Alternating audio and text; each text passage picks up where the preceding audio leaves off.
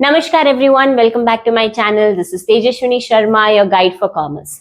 Previous class में हमने start करा था क्लास 12 का अकाउंटेंसी, जहां हमने मीनिंग ऑफ अकाउंटेंसी डेफिनेशन पढ़ा था। अगर आपने वो वीडियो अब तक नहीं देखा है तो काइंडली जाके देखिए, क्लैरिटी लीजिए, so that we can clearly understand the features of partnership.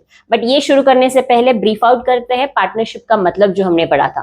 So partnership क्या होता है? Partnership is that type of business where two or more than two people come together, run the business, take the decisions together, bear the risk together, share the profits and losses together accordingly the way they have decided। जहां पे दो या दो से ज्यादा लोग साथ में मिलके बिजनेस चला रहे हैं, उस बिजनेस को हम बोलते हैं पार्टनरशिप। अब इस पार्टनरशिप का हमने एक डेफिनेशन पढ़ा था, जहां हमने देखा था कि वो एक अग्रीमेंट साइन करते हैं, दो या दो से ज्यादा लोगों के बीच में एक रिलेशनशिप फॉर्म हो रहा है। तो उन्हीं चीजों को फर्दर हम लोग ब्रेक डाउन करते हैं इन दी फीचर्स। तो पहला पॉइंट फीचर्स में ये बोल रहा है कि there should always be two और more persons. So very simple term से समझे तो एक बंदा बिजनेस चला सकता है? ऑफ कोर्स चला सकता है, बट उसको हम पार्टनरशिप ना बोल के उसको हम बोलेंगे सोल प्रोप्राइटरशिप। बट व्हेन एक पर्सन से ज्यादा, even if there are two people who are running the business together, that business will be termed as the partnership. So दो या दो से ज्यादा लोग अगर बिजनेस रन कर रहे हैं तो वो पार्टनरशिप बनेगा। अब हमारे पार्टनरशिप में हमने ये कल प्रीवियस क्लास में हमने ये भी पढ़ा था कि एक मिनिमम और मैक्सिमम नंबर सेट करा गया है कि minimum number of partners should be 2 and maximum number होगा 50। मतलब एक पार्टनरशिप को रन करने के लिए 50 मेंबर्स, 50 जने साथ में काम कर सकते हैं as partners, not more than 50। ठीक है, मोर देन 50। अगर 51 भी हो रहा है तो उसको हम पार्टनरशिप ना बोल के उसको हम एक कंपनी का दर्जा दे देंगे। 1 person sole proprietorship, 2 to 50 people, 2 to 50 people, it will be termed as partnership. More than 50 it will go for company। ठीक है, next we have is the agreement. तो एक अग्रीमेंट क्या होता है? एक अग्रीमेंट वो होता है जहां पे हम एक बिजनेस का टर्म्स एंड कंडीशंस, रूल्स पहले ही डिसाइड कर देते हैं। अब अग्रीमेंट, एक पार्टनरशिप बाय बर्थ नहीं बनता। लेट अस से एक घर में दो भाई है, let us take for example Rahul and Aman, ये दो ब्रदर्स है, दीज आर 2 ब्रदर्स। अब ये दोनों मिलके एक बिजनेस स्टार्ट कर रहे हैं, साथ में बिजनेस के डिसीजंस ले रहे हैं। उस बिजनेस का प्रॉफिट्स या लॉसेस जो भी है दोनों शेयर कर रहे हैं। Being brothers, they are starting the business, they are investing the money, they are taking the decisions, they are sharing the profits। अगर ये बिजनेस स्टार्ट करके प्रॉफिट्स एंड लॉसेस को शेयर कर रहे हैं तो इसको हम नाम दे देंगे पार्टनरशिप का। बट अगर ये ही भाई दोनों मिलके, लेट अस से एक कपड़ों की दुकान का एग्जांपल लेते हैं, if they have started some clothing shop, उस शॉप में जो भी पैसा आ रहा है, जो भी लॉस हो रहा है, जो भी डिसीजंस हो रहा है, ये दोनों ने मिलके साथ में करा है तो वो बिजनेस का पार्टनरशिप कहलाया जाएगा। बट अगर ये दोनों मिलकर ये बोलते हैं कि चलो आज हम कपड़े दान करके आ जाते हैं साथ में, या फिर हर महीने हम लोग कुछ कुछ दान करके आएंगे साथ में, तो यहाँ पे जब ये कुछ दान करने जा रहे हैं, कुछ चैरिटी के नाम पे देने जा रहे हैं दोनों साथ मिलके, तो इसको हम पार्टनरशिप नहीं बोलेंगे। ठीक है, पार्टनरशिप कब होता है? जब एक अग्रीमेंट होता है दो या दो से ज्यादा लोगों के बीच में। ठीक है, और ये अग्रीमेंट दो तरीके से बनाया जा सकता है। It can also be in oral और it can be in the written form. The agreement can either be oral और written। It's not compulsory कि written ही होना चाहिए, oral ही होना चाहिए। बट ज्यादातर प्रेफर क्या करा गया है कि the agreement should always be preferred to be written in form, because ये written agreement हमें future disputes से बचाएगा। अब orally तो चीजें याद रहती नहीं, अब दोनों के बीच में कुछ झगड़ा हुआ, कुछ कंफ्यूजन हुआ, एक बंदा एक कुछ बोल रहा है तो अमन कुछ बोल रहा है, तो बातों बातों में कहीं कुछ क्लैरिटी नहीं मिलेगी। बट अगर रिटन अग्रीमेंट बना है तो it will be very easy to find out what's the solution for the disputes we are going through. ठीक है, सो अग्रीमेंट ओरल और रिटन दोनों फॉर्म्स में हो सकता है and it is done between the partners. Then there should be existence of business and profit motive. Okay, जैसे इसी एग्जाम्पल को कंटिन्यू करते हैं। राहुल और अमन अगर कोई चैरिटी कर रहे हैं, कुछ दान धर्म कर रहे हैं, तो उसको हम प्रॉफिट मोटिव नहीं बोलेंगे। वहां पे वो कुछ जाके किसी और को दे रहे हैं, कुछ चीजें या कपड़े या पैसे जो भी, वो यहाँ पे दान धर्म कर रहे हैं, प्रॉफिट मोटिव नहीं है यहाँ पे। तो बिजनेस में क्या होता है, पार्टनरशिप में always there should be a existence of lawful business. एक बिजनेस चालू होना चाहिए, बिजनेस में सेलिंग और परचेजिंग होनी चाहिए, और ये सेल परचेज प्रोडक्शन जो भी कर रहे हो that should have a profit motive. अगर आप सर्विस कर रहे हो, सर्विस इन द सेंस अगर आप कुछ दान पुण्य के लिए कुछ काम कर रहे हो तो उसको हम पार्टनरशिप नहीं बोलेंगे। एक पार्टनरशिप में बिजनेस होना चाहिए, लॉफुल बिजनेस होना चाहिए, और उसका मोटिव प्रॉफिट कमाना होना चाहिए। ओके, पार्टनरशिप का ये एक और फीचर है। Next we are talking about profit sharing. Okay, जब राहुल और अमन ने एक बिजनेस चालू करा, दोनों ने कुछ कुछ पैसा इन्वेस्ट करा होगा, कैपिटल इन्वेस्ट करा है, बिजनेस में पैसे लगाने के बाद उसको रन करा है, कुछ प्रॉफिट हो सकता है या लॉस हो सकता है, जो भी कुछ हो। जब बिजनेस में एक या दो पीपल जब बिजनेस स्टार्ट करते हैं, दे विल ऑलवेज डिसाइड कि हम लोग कैसे प्रॉफिट्स को बांटेंगे। नाउ लेट्स से राहुल बोल रहा है कि मैं बिजनेस में फ्यूचर में 60% का प्रॉफिट लूंगा और अमन को 40% का प्रॉफिट मिलेगा, depending on what ever decisions they have taken. उन दोनों ने बात करके ये डिसाइड करा कि जो भी हमारे बिजनेस में प्रॉफिट होगा उसका 60% मुझे मिलेगा, 40% अमन को मिलेगा। तो जब ये रेशियो इन्होंने डिसाइड करा है तो प्रॉफिट्स फ्यूचर में ऐसे ही बटेंगे। अगर इन दोनों ने डिसाइड करा है ये रेशियो, तो इसी रेशियो में फ्यूचर में हर साल जितना भी प्रॉफिट हो, 5 लाख, 10 लाख, 2 लाख, 3 लाख, जो भी प्रॉफिट बनेगा उसमें ये लोग 60%, 40% ही लेके जाएंगे।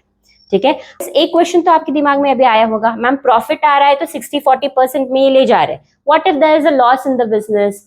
सो बिजनेस में लॉस का भी यही रूल है। जब बिजनेस में प्रॉफिट आप 60-40% में शेयर कर रहे हो, तो बिजनेस में कुछ अगर लॉस भी हो रहा है तो वो लॉस भी दोनों इसी रेशियो में बेयर करेंगे।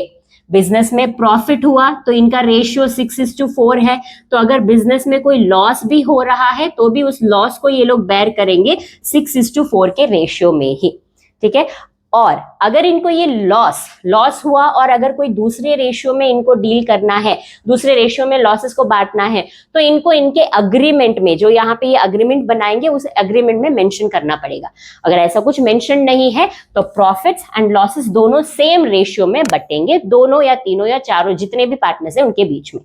ठीक है, next, relation of agent and principal. Okay, relation of agent and principal को समझने के लिए again will continue the same example. Let's say Rahul, अमन और एक और बंदे को हम लोग लाते हैं, लेट अस से सचिन।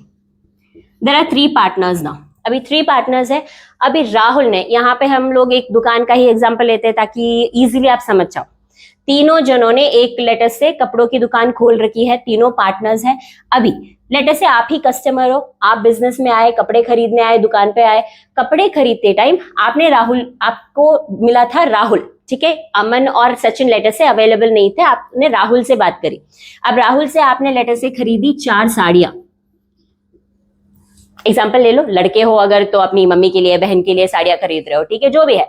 आपने खरीदी 4 साड़ियां, बट आपको लग रहा है कि नहीं, मुझे एक साड़ी इसमें शायद कम पसंद आ सकती है।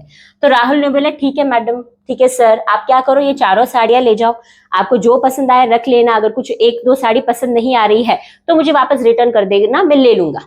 तो ये वाला वादा किसने करा आपको? राहुल ने। राहुल ने बोला 4 साड़ियों में से 2 तो आपको पसंद आ ही गई है, बाकी 2 में अगर आपको दोनों पसंद आ रही है तो रख लेना, नहीं पसंद आ रही है तो मुझे वापस कर देना, कोई बात नहीं। तो ये वाली अश्योरेंस दी है आपको राहुल ने। लेट अस से अगले दिन आप आए और अगले दिन आपको राहुल ना मिलके आपको मिले अमन दुकान पे, तो आप राहुल का वेट तो नहीं करोगे, आप डायरेक्टली आके अमन से ही बात करोगे। अमन से बोलोगे कि ऐसे ऐसे मुझे बोला गया था, मुझे ये एक साड़ी पसंद नहीं आई तो मैं इसको रिटर्न करने आई हूं। तब यहाँ पे अमन ये नहीं बोल सकता कि नहीं मैडम, आपको ये साड़ी नहीं, मैं रिटर्न नहीं ले सकता, आपको इसके पैसे देने पड़ेंगे, मैं नहीं था उस टाइम पे, मुझे नहीं पता कि क्या बोला गया था। ऐसी चीज अमन आपको बोल नहीं सकता। क्यों? क्योंकि यहाँ राहुल एक पार्टनर है। जब राहुल एक डिसीजन लेता है तो वो ऑटोमेटिकली दोनों के ऊपर भी लागू हो जाता है। तो अगर इसने कुछ डिसीजन लिया है तो these 2 are also liable to accept that. उसी जगह अगर सचिन कुछ डिसीजन ले रहा है, लेट अस से कोई दूसरी जगह गया, वो कोई बिजनेस डील साइन करके आया, तो ऑटोमेटिकली ये दोनों भी उस चीज के लिए लायबल हो जाते हैं। मतलब एक बंदा कुछ डिसीजन ले रहा है in the name of the firm, एक बंदा एक पार्टनर डिसीजन ले रहा है in the name of the firm, तो all of the other partners will equally become liable to the decisions they have taken. ठीक है, यहाँ पे एक बंदा डिसीजन ले रहा है तो दूसरे उसे मना नहीं कर सकते, उनको भी एक्सेप्ट करना ही पड़ेगा। That's what our relation and agent principal says. अभी ये एजेंट और प्रिंसिपल क्या है? अब जब राहुल ने एक डिसीजन लिया तो he acted as a agent on behalf of Aman and Sachin. Aman और सचिन के बदले इसने डिसीजन ले लिया तो इनका ये एजेंट बन गया। उसी तरह एक प्रिंसिपल का भी रोल प्ले कर रहा है, क्योंकि he himself is the owner. यहाँ पे इस टर्म में ओनर प्रिंसिपल सेम है। ये बिजनेस का पार्टनर है, बिजनेस का ओनर है, बिजनेस का ये प्रिंसिपल बन गया। वैसे ही एजेंट का रोल भी कैसे प्ले कर रहा है? एजेंट का रोल क्यों? क्योंकि इसने डिसीजन लिया है on behalf of these two other partners as well. So वैसे ही सचिन भी दूसरे के बदले डिसीजन ले सकता है। So each partner is playing the role of principal and agent at different points of times. ठीक है, आई होप यहाँ पे आपको कोई कंफ्यूजन नहीं है। एक पार्टनर एजेंट का भी रोल प्ले करता है, प्रिंसिपल का भी रोल प्ले करता है at different points of time. ठीक है, next, no separate existence. Okay, तो ये तो आपने कॉन्सेप्ट पढ़ा ही है, आपकी क्लास 11th में पढ़ा था। कॉन्सेप्ट्स जब आपने पढ़े थे तो आपने डिफरेंट कॉन्सेप्ट्स पढ़े थे। उसमें एक कॉन्सेप्ट पढ़ा था separate legal entity. Separate legal entity क्या होता है? सेपरेट लीगल एंटिटी बोलता है कि ओनर और business, they are two different entities. Owner एक सेपरेट एंटिटी है, बिजनेस एक सेपरेट एंटिटी है। दोनों को हम लोग अलग अलग मानते हैं, अलग अलग दर्जा देते हैं कि ये ओनर है, ये बिजनेस है। This is the meaning of separate legal entity. यहां पे जब हम बात करते हैं पार्टनरशिप की, यहां पे हम बात कर रहे हैं पार्टनर्स और फर्म की।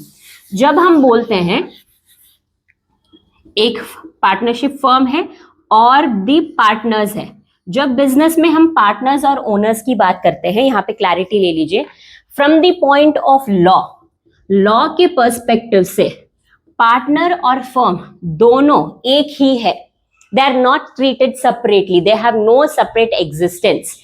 पार्टनर और फर्म दोनों एक ही एंटिटी है इन फ्रंट ऑफ लॉ के हिसाब से। अगर लेट अस से अगर पार्टनर ने कुछ लोन लिया है, पार्टनर ने बिजनेस के नाम पे लोन लिया है, तो यहाँ पे समझा जाएगा कि फर्म ने लोन लिया है।